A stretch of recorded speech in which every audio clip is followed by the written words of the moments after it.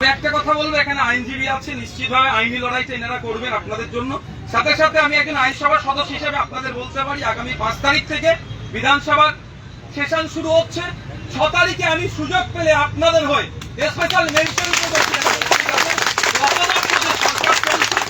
অবিলম্বে 2022-এ যারা test pass করে আছেন তাদের ইন্টারভিউ নিয়ে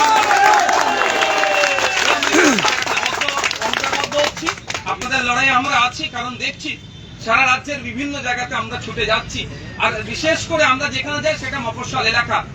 সেখানকার প্রাইমারি স্কুলের অবস্থাগুলো দেখছি, শিক্ষকের অভাবে বন্ধ হতে চলেছে।